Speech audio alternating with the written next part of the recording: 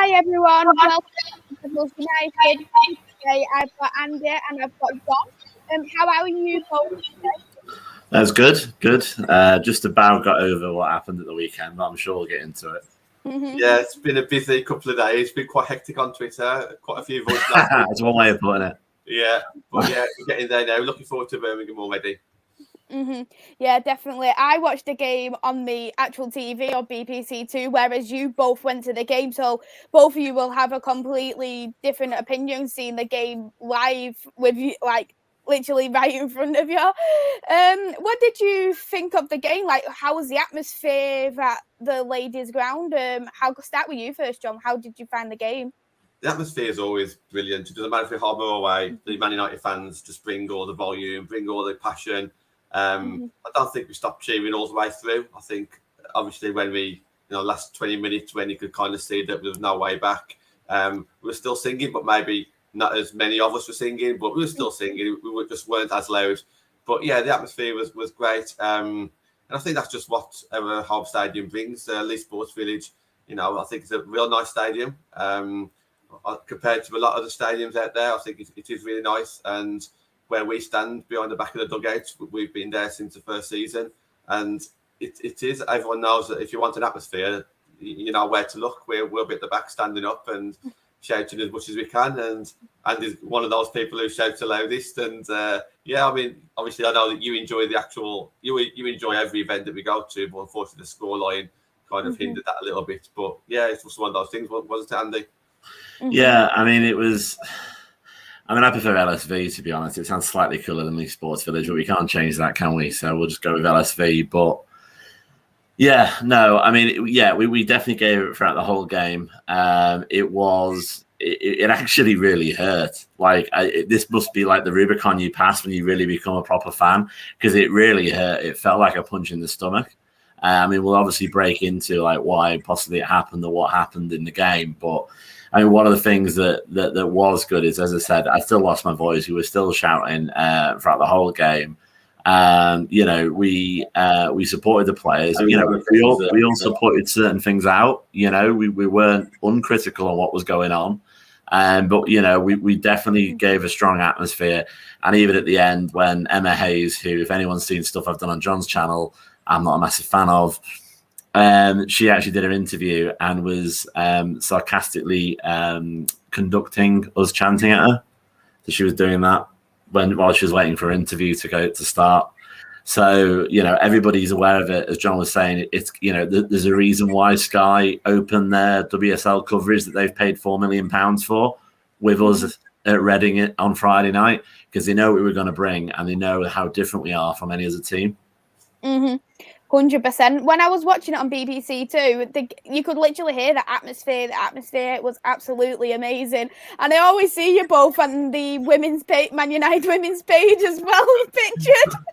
It's terrible because one of my good friends is actually, I'm quite tall and she's quite small. So I think I've realised the reason why I look like I'm an absolute giant is because she's next to me. So because it's from that angle as well, it's like I'm just look really tall. It is good though, because there's like less people in the crowd. You can kind of hear individuals. So if you hear that a female voice, chances are it's going to be Natalie. Because she's got the loudest female voice there, and you recognise Chance. So Bring On United is usually led by someone called Jack, and he's very, very loud. He's part of the Red Army at Old Trafford. So he starts those chants off. First game of the season, there was no Natalie, but you heard Anthony, and all these people that we know on Twitter and YouTube. Those are real people that you can hear actually at the game, and that's the kind of difference as well between the men's team and the women's team. That interaction between the fans and obviously the players can hear that as well. The players will recognise voices and hear things, and that's just something else that's slightly different from the men's game. No, completely. And I think also just to add on that as well, I think Lee is in a stupid place. I'm not going to sort of sugarcoat it. But the more you do it, the easier it gets, and very, very quickly you have a group of mates, and they're quite diverse and people that you wouldn't necessarily expect to know so quickly.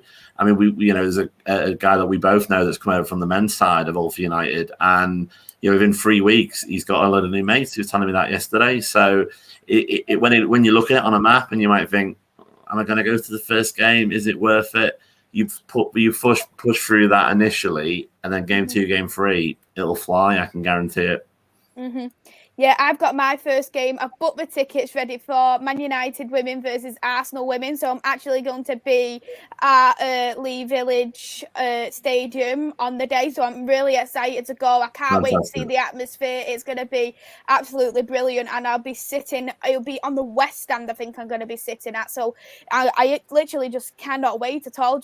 Just to hear the actual atmosphere ringing in my ears, getting to see the football players, see how they are. Watching the women's goals just go in like with your own eyes rather than seeing it from the telly's point of view and hearing the commentators going, what a goal. But you think, I want to be there right here. I want to see the goal myself. I don't want to see it off the telly.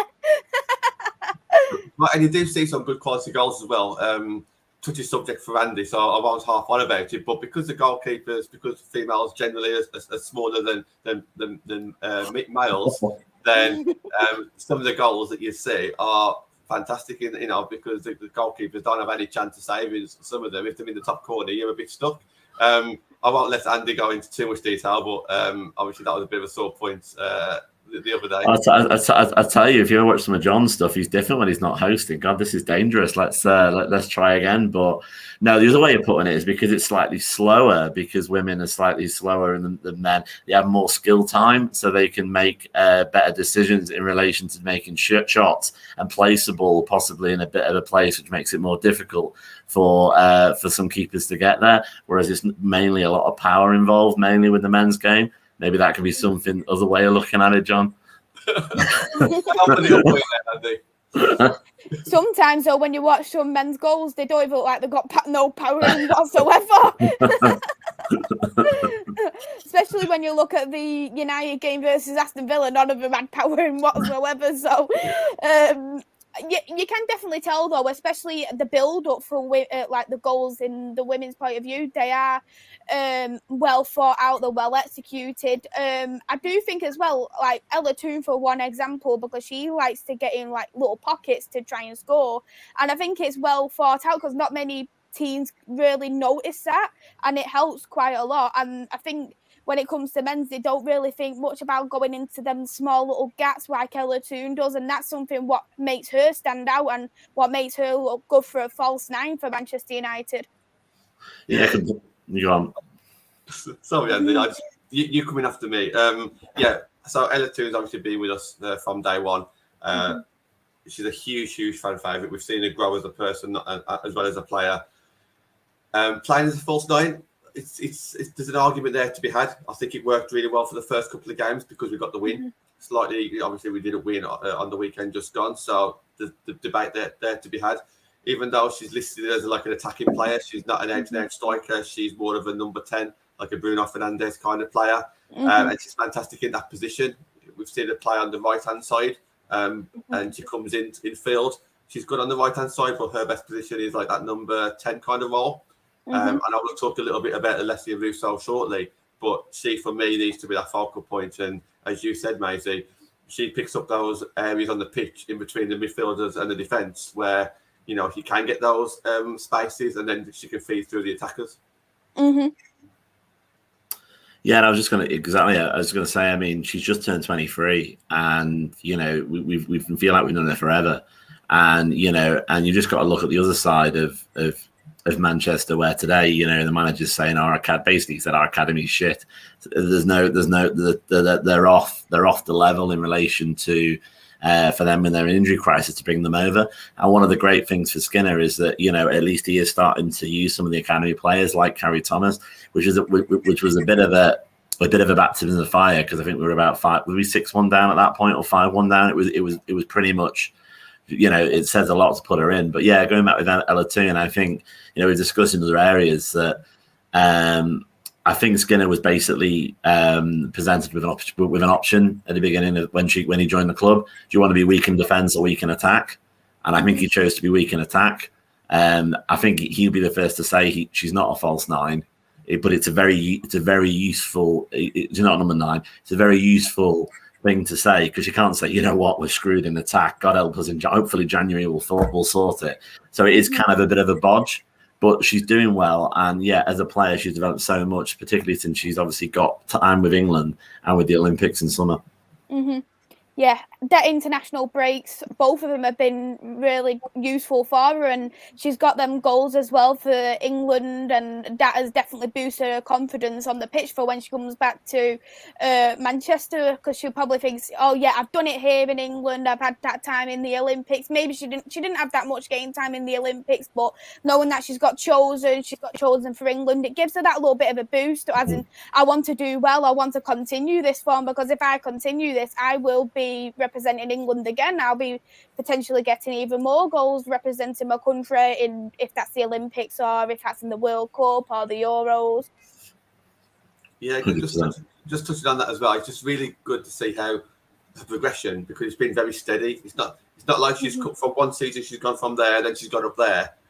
She's putting levels in place where you know that she's going to maintain it, and she's just continuously going forward. So, for example, the first season, she was a fantastic player, but it was in the Championship. Second season, we brought a couple of fantastic midfielders in Hayley Ladd and Jackie Browning. So Ella Toone didn't really play that much, but she was obviously learning behind the scenes, one of the first subs, and obviously that was in a higher league. Second season, she was a lot of people's player of the season. You know, she did really well, and she kept our captain out the team quite a bit. She was one of the first names in that midfield, and now all of a sudden she's gone from that to actually now being in the England Lionesses, scoring for us already this season, a couple of times assisting.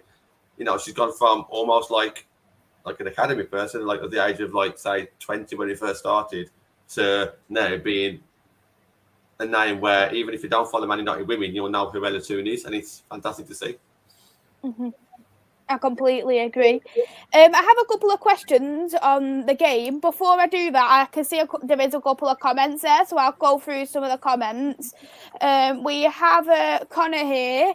John and Andy, top guess you've got there, Maisie. Yes, I definitely do have a very good guess. I was actually excited for this stream, knowing that both of you were on. I was honestly I couldn't wait whatsoever. Couldn't hear Chelsea fans all game. We have Fabrizio Romano. He does come on my streams quite a lot, and if you have watched Rich Sport, he goes on Rich's as well. Good evening, everyone. Hope we're well. Champions League is on. Man City, Liverpool, AC Milan are all playing. Who'd want to miss a Devils stream? And to touch on that, it's actually Champions League football for women, isn't it? Coming up next week. We've got Arsenal playing Barcelona. We've got Chelsea playing Wolfsburg, if I'm correct. I think it could be, yeah. I'm not too sure who's playing who. If Man United aren't in it, I don't really look too much, if I'm honest. I look when the English teams lose, I like to have a look then, because it can give a bit of banter out to the rival fans. But yeah, absolutely. And this is great because, this should have been us. If you just go back to last season, we was one win away. So if we had won one more game out of the two easier games that we lost after Christmas, that would have been me and Andy. We would have been there now because, we would have flew over there, and, I don't know if we would have gone to everyone, but I bet we would have gone to at least one or two, yeah. Mm. So we would have planned our holidays around that. And it's, I'm not all the time glad, but we weren't ready for it. If you have a look at our team right now, we probably wouldn't have been ready for it. However, we was fighting for that, and right up until the last game of the season, we were still challenging. But yeah, congratulations to those English teams for getting into a position where we want to be. Mm-hmm. We've got Michael here. Hello, Michael. I hope you're well. Hey, Maisie, big up. Hope I can join your stream. Yeah, definitely. I am going to do that in a couple of weeks' time. So give me a message, and I'll love to have you on. Connor has said, "That's me, big up." And Connor's the one that was when we was talking about someone coming across from the men's game into the women's game. That's Connor. We've got Rich here. Big up, Maisie, Andy, and John. Hope you're well. Big up as well to you too, Rich. Fabrizio has said, women's football is slowly getting bigger and bigger. I never followed the women's game before, but I've recently started to watch Women's Super League, and it's pretty decent. I think as well, from this season, I don't know if you are thinking the same, but I am seeing a lot more people watching the women's game. I'm hearing it a lot more on social media about people watching the game, reviewing the game, having the thoughts on the game. So it's really nice to see that the women's football is actually getting that lot more appreciated than compared to what it was several seasons ago. Yeah, I'll take that one, John, initially. But yeah, I think it's a Sky effect, to be honest, as well. I mean, you know, I know that a couple of refs are my pet subject sometimes, but there's a couple of the women's goals have now gone on Ref Watch. You know, that little thing that Sky Sports News do with that ex-referee. I mean, thank God. I mean, God, that's a gift that keeps on giving with our league, to be honest. They're going to be fine for the rest of the season. But, you know, it's getting that exposure for that. You know, just about anyone else, people that live on Sky Sports and will watch like the Brazilian second division. If it's on a Sky channel, it's almost like it's worth watching because Sky is showing it. So I think you are going to get more sort of casual people going in that way, and it's also made BBC pick up their game as well, because you might not be aware, but last season a lot of the times when it was on BBC, it was on BBC Red Button. So it was either standard definition just before the snooker from Mongolia or wherever. You know, it's almost like BBC were embarrassed to put it on, and now it's finally where it should be, which is BBC One, BBC Two. You know, in a place where obviously if you know where people can just be playing around on a Saturday afternoon with a remote. Oh, women are playing, or you know, or something like that, and especially for the younger women, younger girls, that's the sort of the way you can obviously be, you know, they can look up to people that aren't men, if you know what I mean, as well in relation to players. Mm-hmm. Also, let's not underestimate the part that we play as fans as well. So we constantly tweet out, you know, hundreds and thousands of people can see our tweets, you know, every day. If we, you know, I've been on Twitter for a year and been on Twitter for about 2.5 years, been tweeting about the women's team for the majority of that time, and now it's pretty much nearly all the women's team I tweet about. If you keep on and on and on, it gets in people's heads, and then they'll give it a try. And, you know, from there, obviously other people get interested. We start doing YouTube. Yourself, Maisie, you're opening up now. So you've got a channel of people who tend to watch the men's game, but now they might be watching this one for the first time, get a bit interested, watch the first game, then they might start going to the stadium. And this is obviously what we want, to fill up that stadium at Leeds Sports Village, or LSV, as Andy likes. I'm not the only one who's used that. It just sounds a little bit less like a fate when you say LSD. It sounds a little bit cooler. So you know. It does sound pretty cool. That I must be honest, it does sound pretty cool. LSV Stadium. I've got to give Andy that one. Connor has also said Ella Toon is a baller, but she's not a false nine. She will thrive when she gets back into the number 10 role. Yeah, I've got my questions here now. I was going to start with the controversial question. What a lot of us were thinking, was it not? And it was about Sam Kerr's second goal. Should it have stood? For me, when I was watching it, because the good thing about watching on the TV, that I get to look at it back.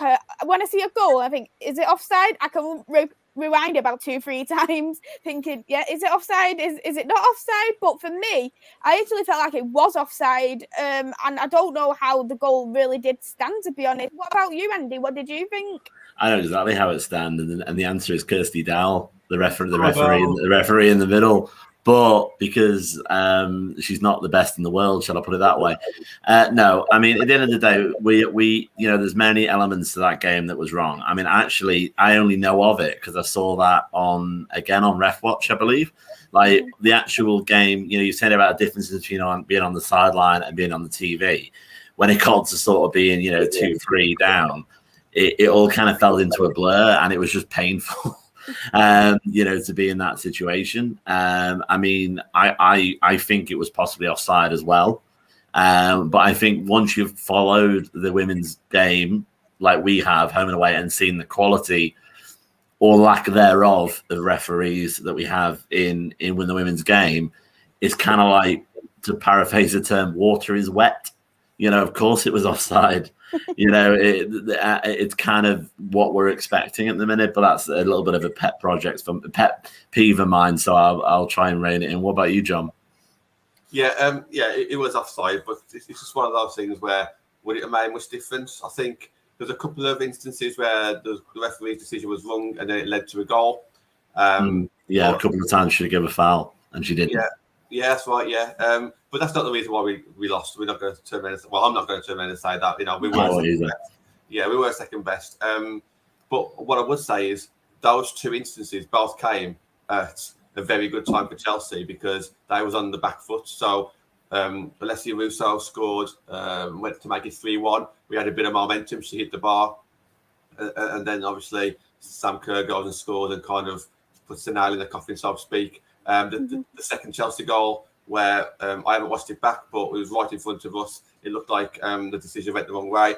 Pinella Hardo got the ball, took it all the way up to our end, and obviously scored from there as well. So those two key moments, the timing was really crucial for Chelsea, and it kind of put them on the front foot even more so.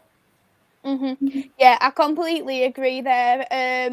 If the goal, if it stood or not, we wouldn't have won the game, which is quite unfortunate. There was some poor decisions from what you have both said.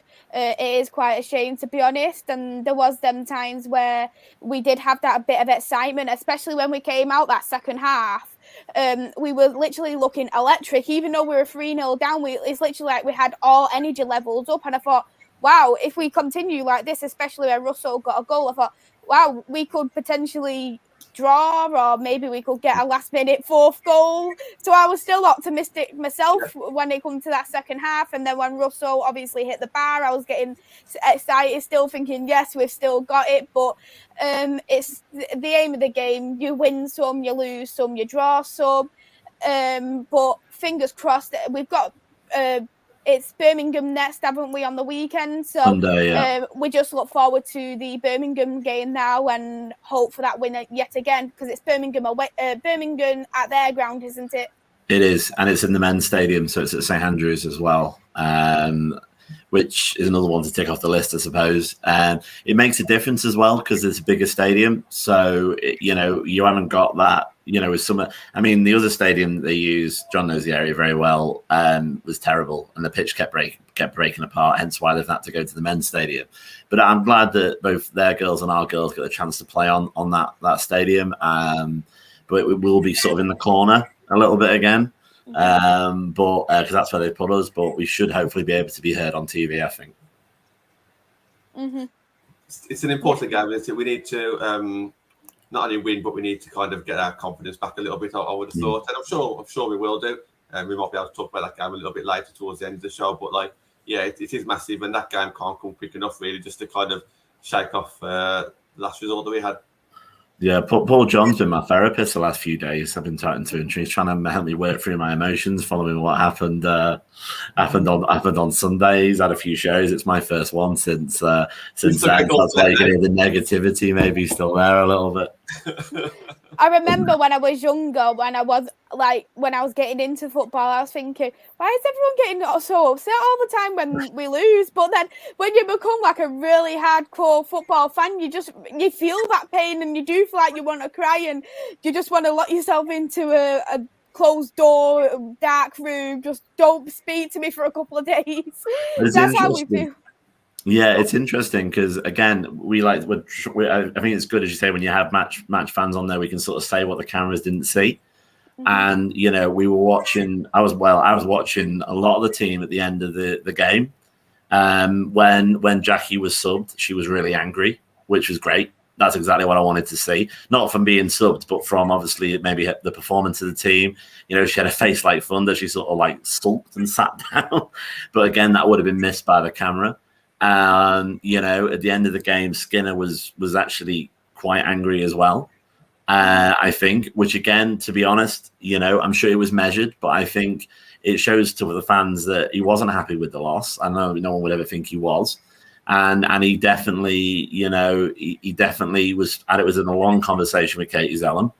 And to be honest, there was a couple of players who looked like that they had tears in their eyes a little bit. So, and again, it's good to see in the sense of for the team and for the players. It's not good to see, obviously, the human beings, but obviously there is that connection there with our players as well. It did mean a heck of a lot what happened.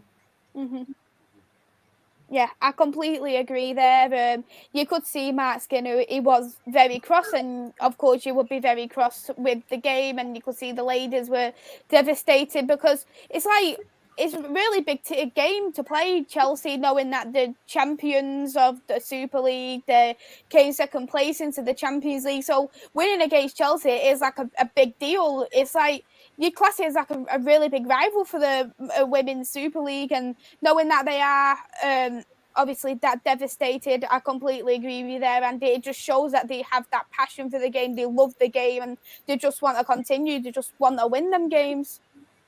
Yeah, definitely. As I say, it's interesting to watch because, I mean, we are kind of like adrift at the minute. You have 12 teams in the league, and you have essentially a solid top three at the moment with Chelsea, Arsenal, and Man City that essentially just chop and change throughout the various seasons as they go on. In my opinion, sort of City started to drop a little bit away from that. And we're starting to make a bit of space away from Everton, which were our sort of closest behind us last season. So we kind of are in no person's land, I suppose, to amend the saying instead of no man's land. But hopefully we should at least be coming, if not this season, then next season, to be hitting at least make that three, be the third team, and obviously hopefully push on towards Chelsea or Arsenal. Mm-hmm. Definitely, top three would be absolutely beautiful to see, and it just shows really the progression of Manchester United, knowing they only performed in 2018, winning that championship, going into the Super League, a brand new team. Casey Stoney brilliantly built the team up, and you brought Mark Skinner in, who is a completely different kind of manager to Casey Stoney. He's teaching him his kind of style of football, which is more of a possession kind of football, and in games like Reading and Leicester, it's worked very well. And I'm loving, I can't wait to see the team building up a lot more and hopefully get that top three, because I was expecting a bit more off Manchester City ladies as well, because they had that loss against Spurs, which was very surprising for me. They had that loss against Arsenal, because I was thinking last season it was Arsenal who was dropping down a little bit for women's football, but knowing that they are bringing that brilliant comeback, they brought players in like Nikita Paris and Tobin Heath that has made a difference for Arsenal also. Tobin Heath. Yeah, mm-hmm. I'll stay quiet there. Whether or not I'll stay quiet on Saturday, because I'm going to Villa Park to watch Villa against Arsenal, I'm not too sure. I think you'll get a lot of cheers, but whether or not everyone will be cheering who's in the stadium at that time, I'm not too sure. But yeah, just touching on that one. Sorry to butt in there, but I agree. I thought at the end of last season, I thought, Arsenal were there for the taking. They had a new manager just like us, so are they unsettled? But I agree. They made some good signings and it's working out really well for them at the moment. But let's not forget the pressure the City's under when it comes to the amount of injuries that they have. So they have got at least 8 players out, probably even more than that out at the moment. They're struggling to find substitutes for the bench tomorrow. So we need. It's just like how they're struggling to find fans for their stadium on the men's side. So it's fine. Yeah, which is cool. Yeah. I forgot what I was going to say, but that's the thing. We need to take advantage of this while we can now. So we'll pick up some points on the weekend. Hopefully they'll slip down, and then we'll play each other again. We'll play each other the week after, and this is our best opportunity to win City. So we just need to kind of show no mercy in the next couple of games and really. Try and get 12 points out of 15 if that's possible, which I think it is. Mm-hmm. Yeah, and it's actually Man United versus Man City. It's next weekend as well, next Saturday, and that is a game I'm really looking forward to. And especially knowing as well how women's football is growing more and more, it'd be good to see on how much publicity this Derby Day is going to be compared to all the other Derby Days in the past. Yeah, I mean, they're getting there. They are getting there. I mean, just jumping back to Chelsea a little bit, they did have a coach. They did come up from Kings Meadow, I believe, that they met at 5:30 in the morning and came up, and they basically created their own away end about as far away as from us that they could be in the south stand, right, sort of on the right hand side. I don't blame them, bless them. They're just obviously not used to football atmospheres. A small club in Fulham, I think, was the chant that went out at one point from one of the more men focused fans. So I'm getting a bit of an education with some of those chants. Should be more familiar on the men's side, but yeah, I mean, City are. I mean, they got a lot of sort of freebies because they were one of the first who integrated their women's team with the men's. So they got a lot of sort of free publicity there. They've got their own little, My First Stadium, My Little Fisher-Price Stadium, the Academy Stadium that they've got.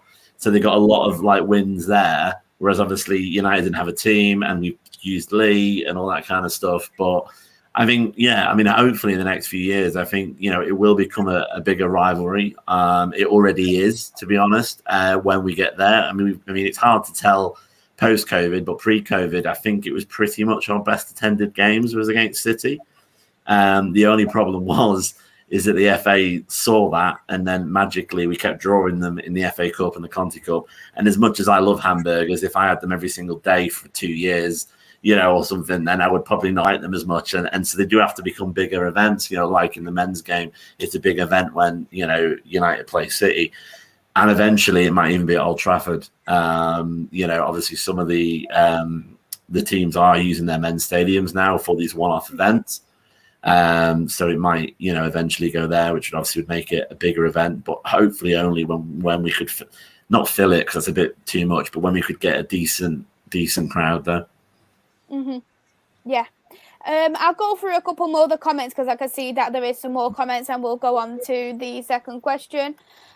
We've got Ankit here. Hi, Maisie and panel. Hello to you too, Ankit. Connor has said, "Oh, Maisie, don't let Andy off on refs." Naughty Connor. Ankit has said, "Sanker is the best." I'm not going to compliment, but yeah, Sanker is very good. We've got Talk here. Hello to you too, Talk. I hope you're well. Fabrizio said, "Is the refereeing a big issue like it is in the Premier League? Surely they don't get worse than Mike Dean or John Moss." I'll take that one, please. Can I just take that one? Just for like you want to take? I want to take that one. I'll fight you for it. I'll fight you for it.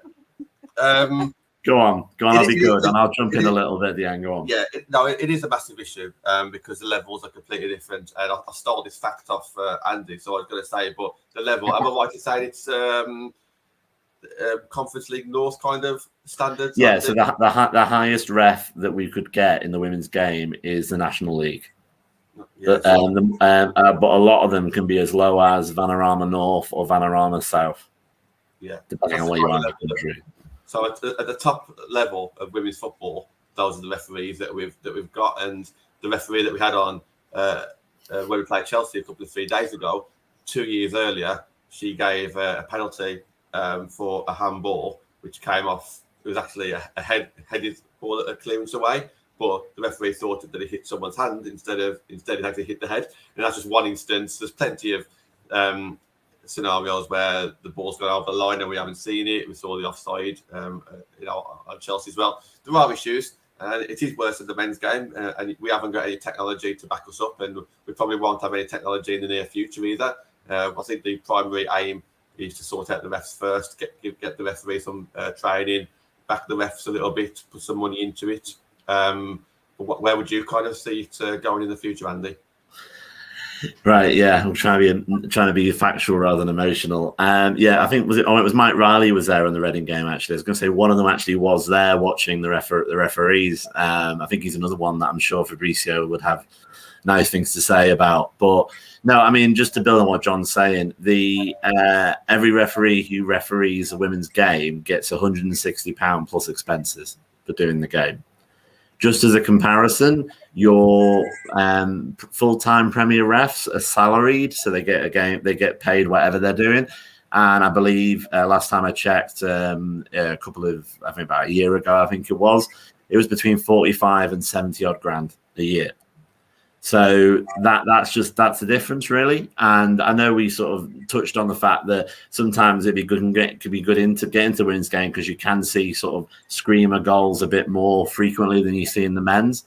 But really, the main criticism, I mean, a lot of them are criticism against the women's team is unfortunately just blatant misogyny, the whole make me a sandwich, get in the kitchen, women shouldn't play football, it's for men, blah, blah, blah, which is still there. But I think we're fighting against that quite well with obviously what we're all doing on Twitter for United and with other clubs as well. We are fighting against that. But I think really the quality of the game is the referees is a lot of the issue. I mean, Kirsty Dowell wasn't the reason why we lost that game. We lost 6-1. But it must, as a player, it must be difficult to go on the pitch and think, well, if a 50-50 comes up, or if it's a situation where it could go either way and the ref just looks at it and decides, you know, you just can't really do that in the women's game because the refs aren't good enough.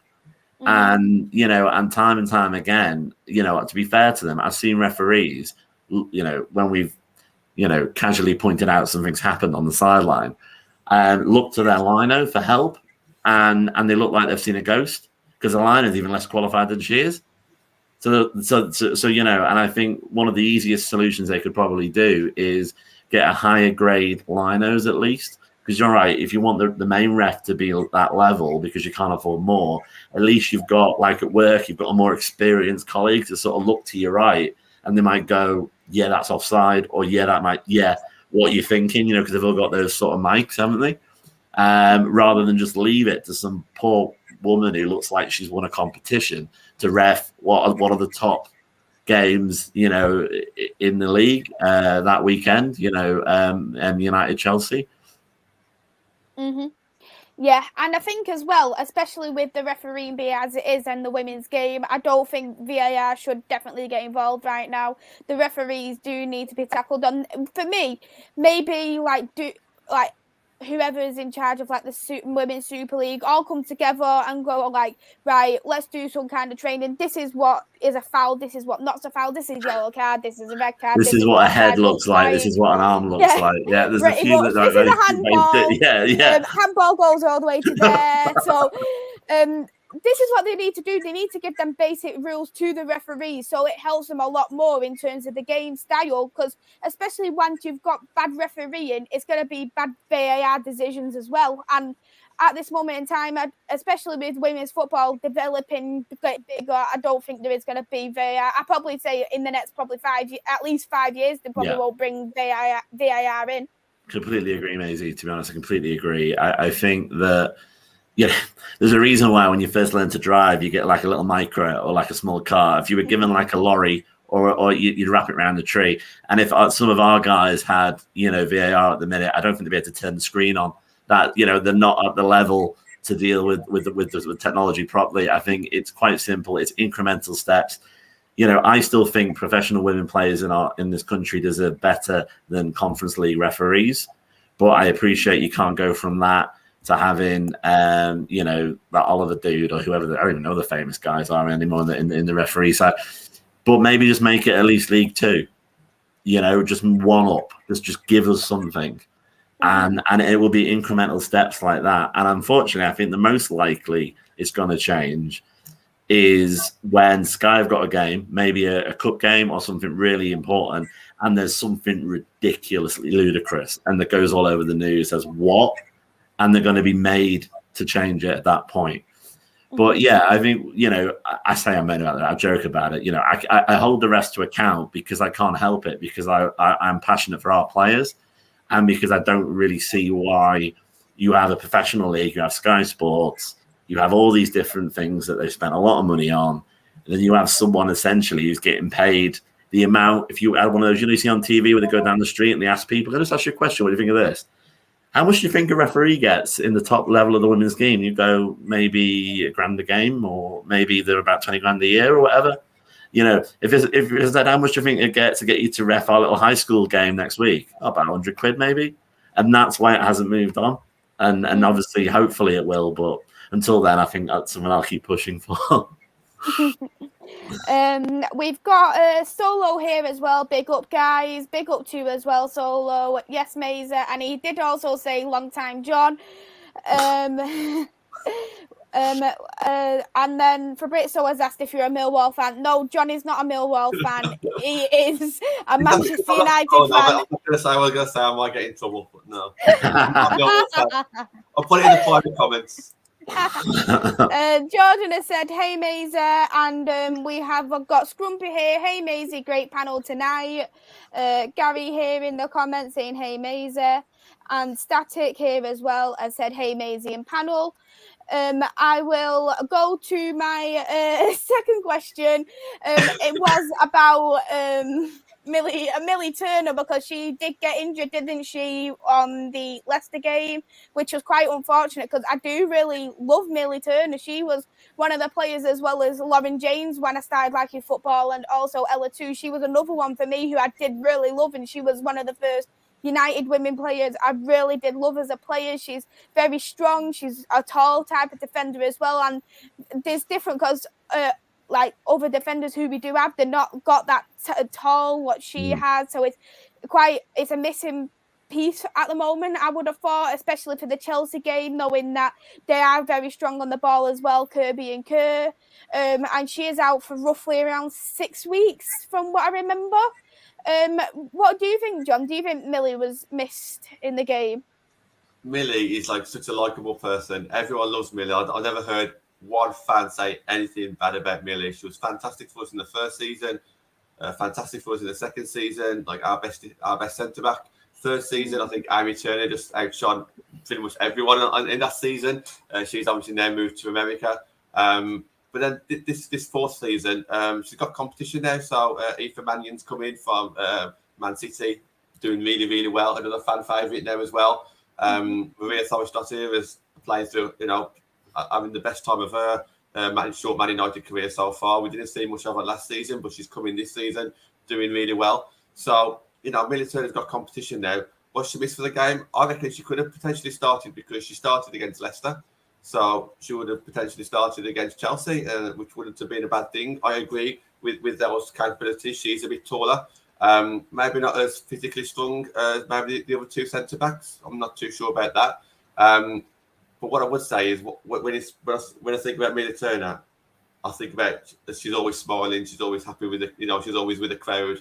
And even Sunday, when her leg was in a brace, she was up on the balcony behind us. She was in a dugout as well, constantly waving to the crowd and smiling. And it's nice to see that. Obviously, she's not in any pain anymore or anything like that, which is great. As you say, 6 weeks. It could have been a lot worse than that with that dislocation. I don't know if it'll be 6 weeks until she plays again. It might be 6 weeks until she trains or something. I'm not too sure. We all love Millie. And what I would say is, I don't know if anyone saw that in the crowd. I think someone did who was next to me. Andy, I don't know if you saw it. We've got a song that's basically Super Millie Turner. And she heard that in the dugout. And then she done the Superman thing. In front I didn't see that, actually. No. Yeah, she didn't do it to us. She did it to the person she was like with on the dugout. But a couple of people might have saw it. And she's brilliant with the fans. She's brilliant on Twitter. Through lockdown, her and Ella Toon kept the socials going. Their little TikTok videos and podcasts on MUTV. I can't speak highly enough of Millie, and we hope that she's coming back very soon. Mm-hmm.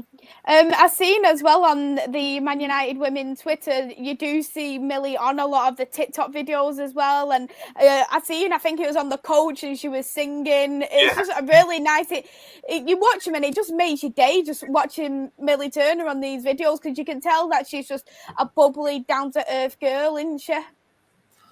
Yeah, I think she's an original, there's a sort of emotional term that some of us that have been following it. They talk about the original 21. She's one of the original members of the squad that came in the championship. I think it is gutting. She was always there. She had a great fitness. She was always there. And obviously it was just unlucky at Leicester.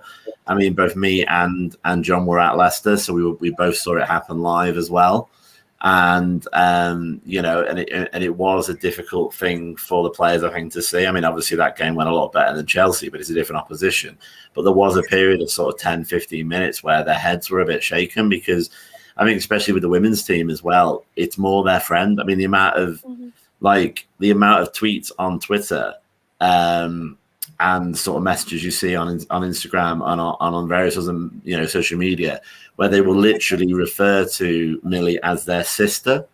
Now, you wouldn't necessarily see Bruno go bro to David De Gea. It's just obviously one of the differences there, and it's just a bit of a stronger bond, which I think works well, obviously, a lot of the time, but obviously will hurt more when your sister goes down, like she did, at Leicester. I mean, I'm as I say, John's worked through some of his feelings. I'm still got a little bit of the negativity there. I mean, I think Millie was missed, but I think the thing that was difficult about Sunday, promise I'm not going too negative, John, don't worry, was that our defense normally was one of our strongest outlets, really. And some of the goals were shocking. There's no other way of putting it. I mean, I'm picking particularly the final goal where obviously the ball hit Maria Torres-Dottier's face and it bounced in. You know, and she was involved in the final build-up. And no, that's not what we would want to see. I'm sure it's not what they would want to see, but that's something why it was so shocking. I mean, we're trying to work out, well, why did this happen? Because normally we have a very strong defense, and I'm sort of 10, 15, 20 minutes in the game going, you know, come on, let's attack, let's build up, because normally we sort of almost like take the hit from kickoff. We calm it down, we have the ball, you know, we sort of like, we play our game, we start building what we want to do. But it was almost like the ball was on fire for the first part of the first half. We were out of kilter. You know, I don't know if some of it was, you know, I think I said to, it might have been John. I think he might have had to try and zone me out towards the end of the game because I was getting quite upset. But like I think I said to John, because he was standing next to me, like I think with some of these players, I don't know what it is. I don't know, is it because they're aware they're playing Chelsea? Is it that some of these young defenders like Mannion, like Hannah Blundell, or less Hannah, but you know, Mannion and some of the other defenders, are they a little bit aware of, oh my God, that's Sam Kerr coming towards me? You know, it's almost like, can I have your autograph as the ball goes past them into the net?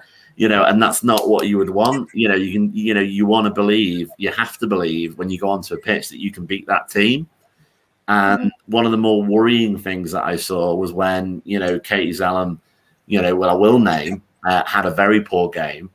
And in the interview that she had at the end of the match, she sort of said, well, I think we were quite naive going into Chelsea because we won against Leicester and Reading.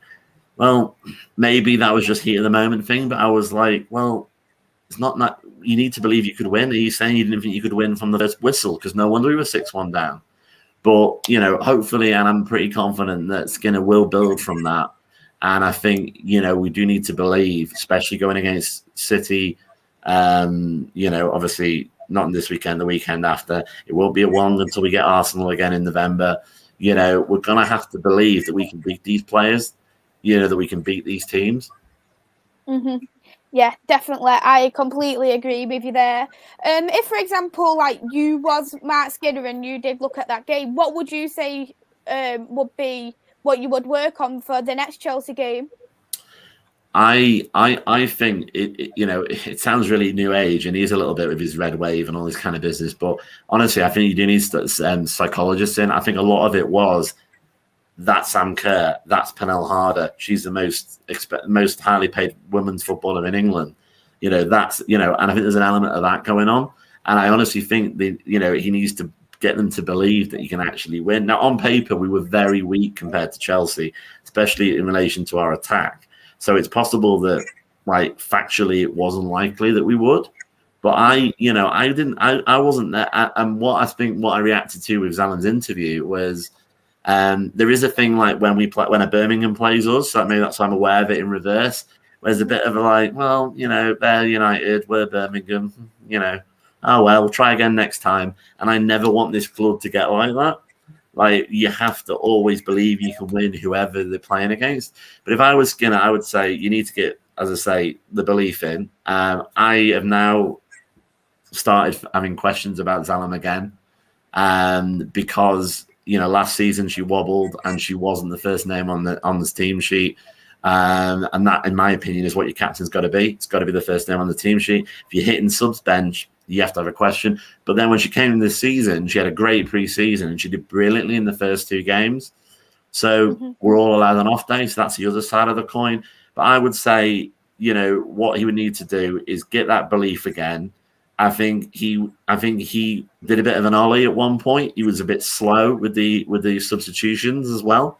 So maybe just get his arm in relation to tactical changes. I mean, you might not even seen it on TV, but Ivana Fuso was meant to come on, but the game ended before she got on. That should never happen. It's not like it's, you know, we all know it's 90 minutes. It's not like it's like a little lottery. We guess how long the game is going to be today. So that's bad planning by somebody that she wasn't ready to come on or he didn't think about moving her on at the same time. So I just think maybe it's, to be honest, a bit of a reality check. So I think he needs to tighten up on his tactical changes, which he can do. He does make in-game changes, unlike previous managers that we had. But I think, and I think that maybe he needs to maybe say behind closed doors, you can beat Chelsea, you can beat Arsenal, you can beat City. Repeat. Literally, people have to really believe it. I wonder what John thinks in that respect. Yeah, just before I touch on that one, Connor in the comments said something really good. If we beat City, we go 6 points clear with them. Now, if we finish above City, we're in Europe next year. As simple as that.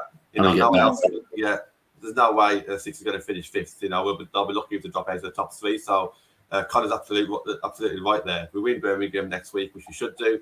Play City the week after. Brilliant. We're 6 points ahead of them, which is really good. I did a bit of a match reaction show last night with 2 or 3 other fans who was in the ground.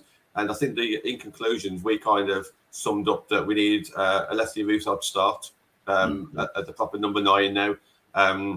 She's not being fit, hence why Ella Toons played at like a false 9 kind of role.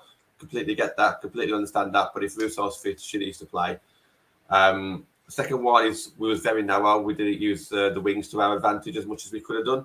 Now that's okay if we've got like a new tactic and we're learning to play from the back and play through the centre of the park with some intricate passing. I completely get that. But if it wasn't working, then there's plenty of space on the wings that we could have done against Chelsea, and I'm sure we will do in the future. And the third thing is pretty much summing up what Andy said about just shuffling the pack in the middle of the park. We don't have to play the same midfielders now. We've got 6 fantastic midfielders in our team. We've signed Balrisa, which was probably our glamour name signing of the summer, and she's hardly played. Now, I'm sure there's a reason for that. I don't know what it is, but she's very able to be in that starting 11. And Hayley Ladd, who still come on as a second half sub. She was one of our players of the season in our second season. Played really well for us on the last season. She's our only proper dedicated CDM. So potentially, Skinner's got some options there. And I know that he'll know that he's got options. But I think from the fans now, they want to see a reaction against Birmingham and City. So if these 2 players are a bit more qualified than what we've got at the moment, then let's give them a go. And what Skinner also did at the end of the match was he turned to the group of us that were singing, and he clapped us back, and he actually did sort of say thank you. He mouthed thank you. So it is the measure of the man, and I'm a massive fan of Skinner. I am. John's got the accent to sort of join in with him, being from West Midlands. So maybe there's a bit of a more of a love there, but I'm a massive fan of him, and I know he'll sort it, and he'll get more players in, and he will get there, and and I will make some positive point there and things. The 2 things that jump out to me, and maybe keeps me warm when I start thinking about how terrible it was at the weekend for various things, is Anna Badje and Hannah Bundell. They would both played very, very well. Anna is always got a never say die attitude. She's great. She's a strong tackler. She's now becoming a bit of an attacking threat to go along with Leah Galton, which is great. And to be honest, Hannah Bundell, who is ex-Chelsea as well, never stopped running. Even though it was clear, relatively early in the second half that it wasn't going to go our way. And that's what you want. There's an extra level for a player when do I want to push myself to empty? Do I want to exhaust myself and be a bit sore tomorrow when we're going to lose this heavily? Or do I pull back? And the greatest players do push it whistle to whistle. And she did. And I noticed that, and it massively went up in my opinion, because it would have been easy for her to sort of pull out back a little bit, keep herself all right, make sure it doesn't get injured, and just end the game and start again in Birmingham. And she was fighting as if the game was in the balance up until the final 90 minutes. Yeah, definitely. I'll go through a couple more of the comments, and I'll go to the final question that I did have. Nippon here has said hello and big up to the panel. He's asked as well if he can come on to give his team perspective of the game. Yeah, I'll send you the link, Nippon, and what we'll do, we'll put you on after the last final question, give your opinion on how you thought the game went, and then we'd wrap up. We've got here Fabrizio commenting about the refs. Sorry, Andy. That's shocking that they're picking part-time refs to referee in the Women's Super League. Mike Dean would make a big improvement in the standards, probably. Let's hope Women's Super League does not introduce VAR. They probably won't introduce VAR anytime soon. We've got Rich here, 10 likes, let's get to 15. Yeah, thank you for everyone who has liked so far, and please go and like and subscribe. It does really mean a lot. Yep, that's absolutely fine here. Yep, so great. And we've got Connor in the final comments. Honor battle. Tried la la la la. We'll get into that song. When you come to the stadium, you can sing that song with us, no problem. Yeah. I can't wait already. I'm literally just so excited. I've downloaded my tickets already on my phone. John's an old man. He's got the paper version. I've worked out how to do it online as well. Oh, yeah. You got it. I'm gonna get it. Yeah, I got mine downloaded because I've got an iPhone Pro Max, so I just got mine downloaded in the molly. What is wrong there with you that? go. Yeah, for the granddads in the audience, John's repping a piece of paper. That is no, to be fair, I was half nearly doing what he was doing. I pretty much had like one eye on like Google Play, how to, and I was doing it, but now I work it out now, it's fine. With me, I don't have a printer, so I've got to just print it all off at work. So I just think, just get on my phone. I've always got my phone no matter what, so it just stays on my phone. And if I want to, I think you can print it out anyway in the future if I want to, so I can always do that. So I'll go on to the final question on how impactful was Russo as a sub. To be honest, I thought she was one of my favourite players who was on the pitch that day.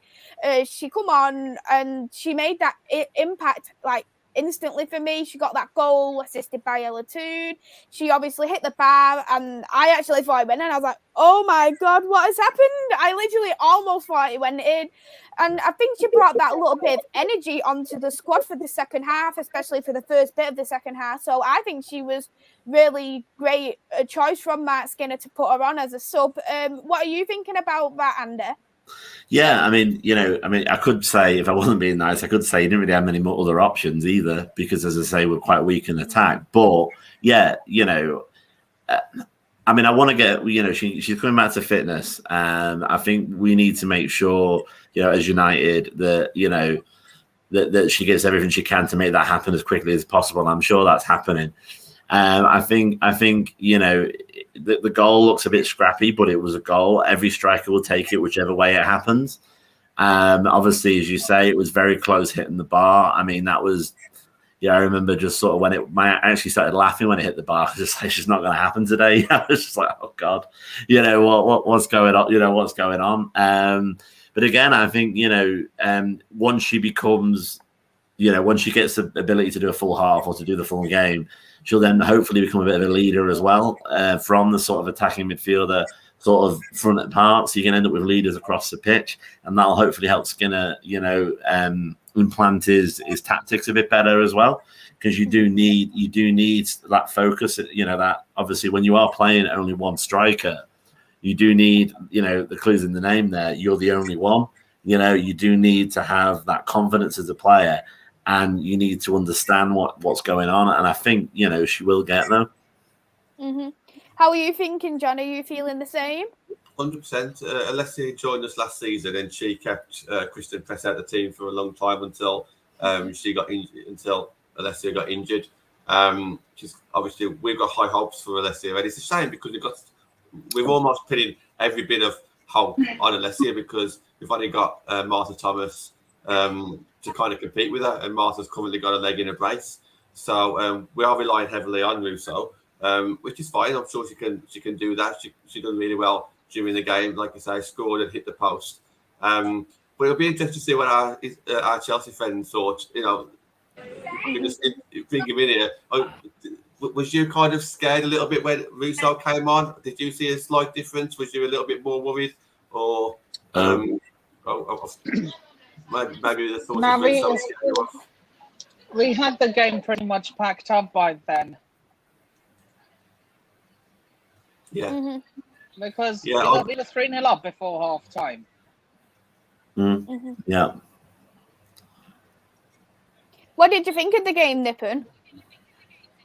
I actually woke up 10 minutes after the game started, so I was like, "You're not being sponsored or anything by OneFootball." Me? Unfortunately, I think you probably felt you dreamt the rest of the game because you beat us 6-1. That was the annoying thing, wasn't it? Probably better than what you could have dreamt about when you were. The thing is, I wanted to swear, but that's why I asked if Maisie was being sponsored by OneFootball. As far as I'm aware, no, I'm not being sponsored. But yeah, I woke up 10 minutes. Okay. I woke up 10 minutes after the game started. So by the time I turned the TV on and everything, we'd already scored. It's all right. I think our team, our defense woke up 10 minutes after the game finished. Was 6-1 at the end, and I believe that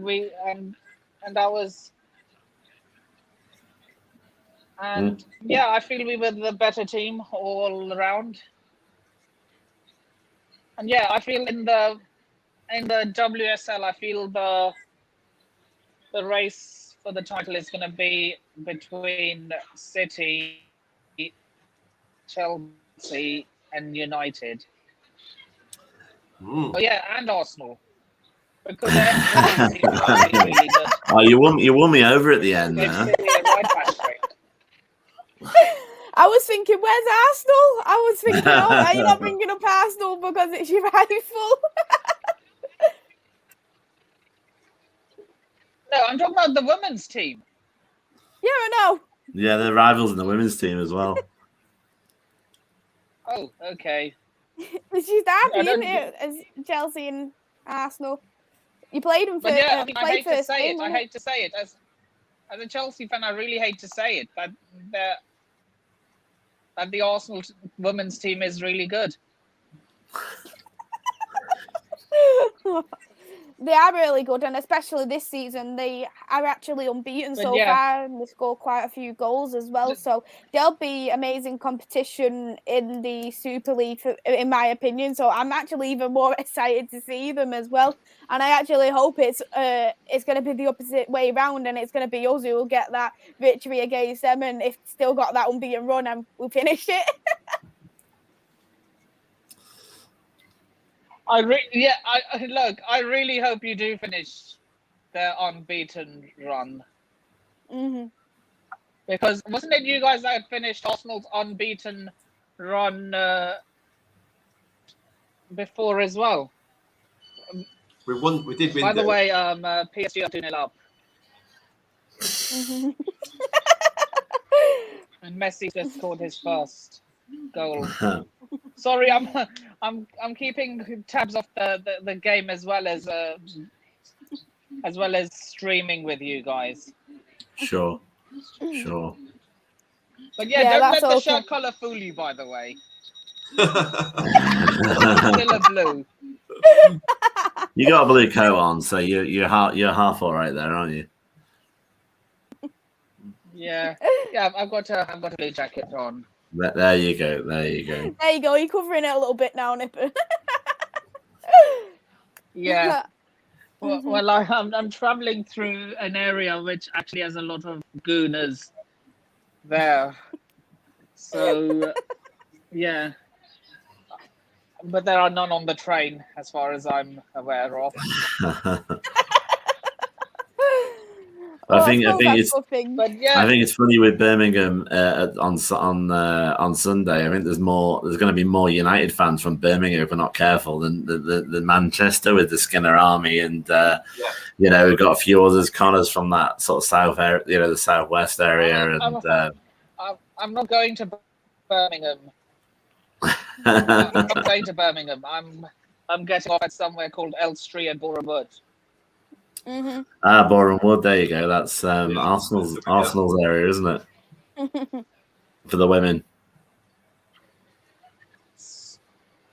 Mm-hmm. I was going to ask as well, John, how are you feeling for the game for Sunday? What are you thinking it's going to? Sorry, go on, Nippon. Yeah. No. I was just saying I'm getting off at the next station, actually. Okay. No problem. Yeah, so John, what do you think about the Birmingham game for us? It's going to be, I think it's Sunday. Are you thinking all positive thoughts? I'm just going to go in all positive, like clean slate, thinking, yeah, we've got this, we've got the win, and fingers crossed we do. Are you feeling the same as me? Got that optimistic all over again after wanting to hide away? We need to kind of not only win, but we need to like send out a statement to say that look, that Chelsea game was a one-off. You know, we've won Reading, we've won Leicester. Hopefully, we'll win Birmingham City. I think Andy was right in what he said earlier about psychology. Now, the players will be very disappointed in their loss against Chelsea. They will have heard what the fans' reactions are. They will already know what the fans' reaction was going to be anyway. But yeah, they need to hit the ground running. They need to do something different this week, just to kind of freshen things up a little bit. But yeah, look, we were aiming to get some goals back on the goal average now. You know, we've actually conceded more than we've scored in those 3 games, which is a shame because the first 2 games were great. You know, we were joined top of the league, 6 out of 6 points, brilliant. But yeah, I'm fairly confident. We know it's going to be difficult in the sense of Birmingham's going to be putting people behind the ball. It's a bit different to maybe Chelsea. So we'd have to be a little bit mindful of that. But we've got the players and the skillful players that can kind of work the magic there. Go on, Andy. Yeah, I think it's interesting because it's almost like in reverse. Like Birmingham has got a weaker, worse squad than we have, and there's quite a big gap between our squad and their squad. So it's like we've suddenly become the other people in the play. We're the one with the big name on Sunday, and we're the one where we're going to be playing against players, with no disrespect to them, that are much at a lower level than our players. So it is up to us to do a Chelsea. And one of the things that we've struggled with in future is, you know, goal difference is a massive thing in this league because there's only 12 teams. So it's being able to actually not stop when you're 3-0 up and go for the 4th, go for the 5th, go for the 6th, you know, until the final whistle. Because at the end of that, you know, at the end of the season, you might end up with a situation where, was it 1 point? I know it wasn't that close, but on paper, wasn't it 1 point that Arsenal beat us by in the 1 point and goal average on top of that. So if we could sort the 1 point out and it was down the goal average, it might be hammering Birmingham in October that gets us into Europe in May. And it's that kind of ruthlessness, because you can see a lot of teams, it gets to March and they're like, crap, goal difference. Well, it's March. Let's keep hammering the goal difference for some of these other lower level teams, you know, earlier in the year. I completely agree, especially when you get games like Birmingham, you get like Reading as well, even Leicester, because they're newly promoted into the Super League. They're the kind of games where you want to get them a few more goals compared to what you would get at somewhere like Chelsea, City, Arsenal, because you're more likely to concede against them kind of teams. So we need that bit bigger of a goal advantage, just so we've got that there ready for the end of the season. And if, for example, we do concede them couple during the season, it does help us. It doesn't affect us too much by the time it does come to the end, and then fingers crossed it could be maybe goal difference what does help us, or it could be, like you say, that odd 1-2 points, which did put us in a bit of that damper last season. And I do hope seriously that Manchester United do get into the Champions League, so it'd be lovely to see both our men and women's team into Champions League. It'd be absolutely amazing. Yeah, no, completely. I mean, I think I've said before on other shows that the Champions League needs Man United as much as Man United needs the Champions League, and that's a whole different other show. You know, it is still a little bit something that happens in the middle of the week with nobody watching in the women's game, and I think you would need the home and away fans that you would need. We would provide. You know, right, that would allow the Champions League to become more what you would expect with the men's Champions League, the biggest thing in football. And we're a number of years away from that, but we need to start that like we started doing it with the league. Yeah, I completely agree. I'll wrap up now anyway. I know you was going to mention something at the end of the stream, John. What would you like to go into it a little bit more further? Yeah, so me and Andy's obviously going to watch Birmingham versus Man United on Sunday, but there is a match before that. Now, I know if there's people in the comments, you might watch YouTube, but there is a female footballer who is very well known on YouTube, Sophie Rico. We call her Sophie Rico because I think that's a Twitter name. We're actually going to watch her play before Birmingham starts. So my local team, Stourbridge, are playing Kidderminster, and obviously Sophie's plays for Kidderminster. So a few of us are going to be down there. I'm going to be supporting Stourbridge. I think all my mates are going to be supporting Sophie. But yeah, it's going to be a cracking game. And if anyone lives in that Birmingham area who wants to come down and watch that game, it is in Stourbridge. You can find it on the Stourbridge website or Stourbridge Twitter. But if you're just a fan of Sophie and you want to see Sophie play, come on down. I think it's only £5 a ticket, so it's not too bad at all. And yeah, start supporting some of your local teams as well. So if you're not just if you can't get to Man United or if you can't get to Chelsea, but you've got a team around the corner, tier 3, tier 4, tier 5, it doesn't matter where it is, just put some money into women's football, because there's no way that we're going to be able to get these better referees without putting some money into women's football. Mm-hmm. Yeah, I do talk about other things about referees, don't worry, as well. But yeah. Brilliant. Mm-hmm. Yeah, train station Wi-Fi is really bad. 4G is better. No problem. We're wrapping up now anyway, Nip, and that's not a problem at all. Yes, so we'll wrap up now. We'll shout out everyone's socials. Andy, where can we find you? Yeah, I say I've got just my personal Twitter, but it's getting more and more focused on United. I think that's what happens, isn't it? So it's just my initials there at AJO_87. Mm-hmm. And John, where can we find you? Yeah, John Foster MUFC, JON Foster MUFC. But more importantly to me and Andy, we run a podcast live every night. So Monday to Saturday, 7 o'clock every night. Me, Andy, there's a few of us that's on there. All for United WFC. You can find it on YouTube, and we go live 7 o'clock every night. And then on Sunday we've got some match day content as well. So every day of the week, if you want to learn about Man United women's team or women's football in general, come on to us, All for United WFC, and get in the comments. Mm-hmm. Definitely, it is I've been watching this channel for quite a few weeks now, and it's honestly such an amazing channel. I've liked women's football for so long, and even when I'm watching the stream, it feels like I'm still learning every single time, and it feels like, especially having both John and Andy as guests, it feels like I'm even learning still now, knowing I've liked football for so long, and it still feels like I'm learning myself, hearing different views. It's just absolutely amazing to have you both on. Yeah, for me. Yeah, for me, I mean, I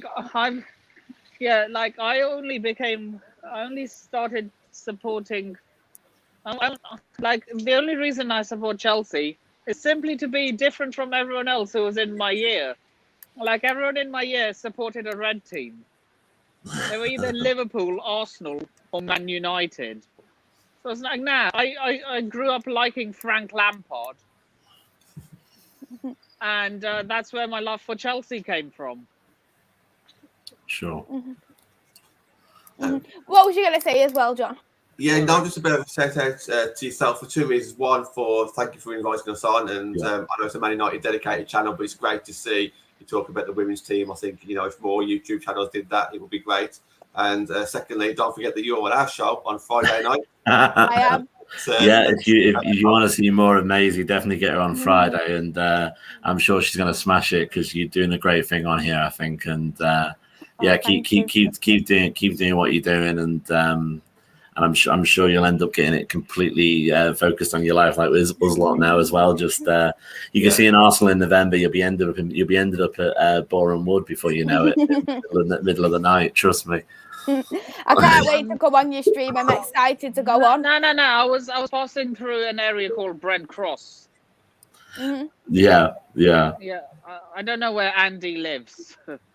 Not there. No, that's where Arsenal women play. Arsenal women play at Boreham Wood. Oh yeah. So they do. Meadow Park, is it, John? Yeah. Look, I'm actually outside Meadow Park, I Boreham believe, Wood as well. Station. Yeah, well, there you go. That's a nice link there, anyway. Where can we find you as well, Nipam? You can find me on Twitter at the Nipam Sharma. You can also find me on Twitch at Sharma Talks Lifestyle. You can also find me on Instagram. My personal one is Nippon with 4 I's, P, 3 U's, and then N. And then I also have a food blog called Nippon Reviews Cuisines. And my I just eat YouTube, them personally, but there you go. and my YouTube is Nippon Sharma, and that's my sports-related content. And I also have another YouTube called The British Rel Fan, which is anything other than football, basically. Fair play. Fair play. Oh, great. Yeah, everyone go and like and subscribe to my channel. Go and like this video, and most importantly, go and share this video as well. Because as much as like football for women is growing, we want it to go out even more. We want a lot more awareness to go out for women's football. As much as it is growing, we'd like to see a lot more fans. It's absolutely amazing to see how much it is growing so far. So everyone also go and share the stream as well. It'd honestly be amazing.